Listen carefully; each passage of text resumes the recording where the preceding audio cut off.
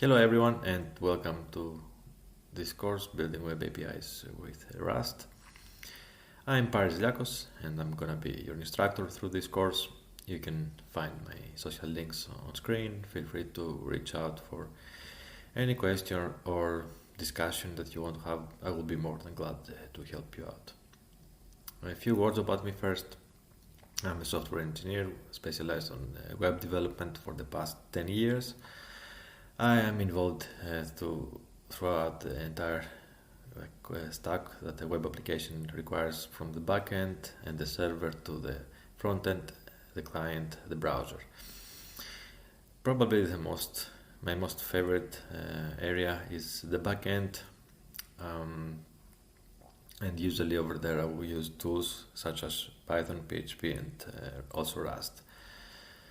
Rust is a systems programming language developed by Mozilla. It's a very fast and safe language, which also introduces some new concepts, which make it very interesting to use.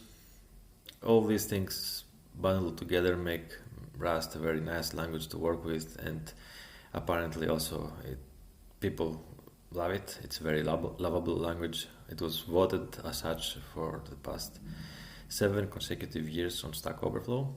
So that alone makes it a really good argument to use Rust in web development, even though it is a systems programming language.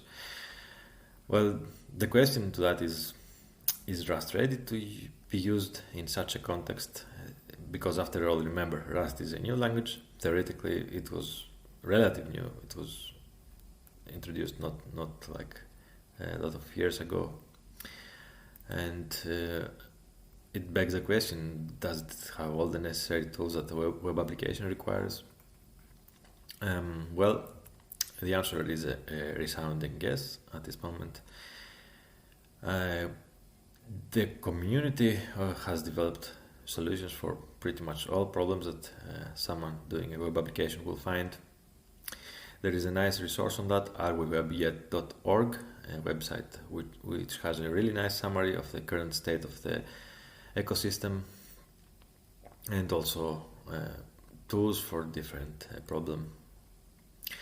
Right now, also you can do full stack development with Rust, basically, because you can use it on both the server and also the client on the browser. With the help of WebAssembly, you can write some Rust code and have it executed and run on the browser, which is actually a really cool thing to do. Up until now, it was only possible, before Rust, it was only possible to do full stack web development with only JavaScript, having like a single language for both backend and front end. So we have a lot of frameworks around to help us with that, front-end frameworks, back-end frameworks, but yeah, this course we're going to focus on the backend, and we're going to make use of Rocket. Rocket is a backend framework which takes the batteries included approach, which makes it really easy for beginners. It is also around for quite a few years already, since 2016, which means there is plenty of documentation around on the internet for any problem that you might find. There is probably some solution already.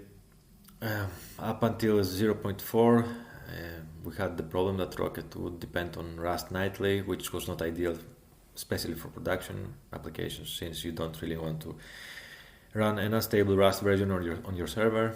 But this is no longer a problem. After 0.5, you can use Rocket along with Rust stable, which basically makes it now ideal for production applications. Along with Rocket, we will also use Diesel. Diesel is an ORM and also a query builder for Rust. It is also around for a lot of years. It is really stable. By now we also have version 2. It makes interacting with the database really easy, and it also includes migration support. In my opinion, it's a must-have for any ORM over there. Which makes actually pretty much Diesel is the only candidate for an ORM, a serious ORM right now. So along with Rocket, Diesel and Rocket, we are gonna try and create a web API as a goal of this course. Along with doing that, we will also expose ourselves to the general ecosystem of Rust, at the state of it right now at least. We're gonna become familiar with all the tools, and in the end we're gonna finish with like a very very very fast API. We're gonna find out ourselves how fast having an API coded in Rust is,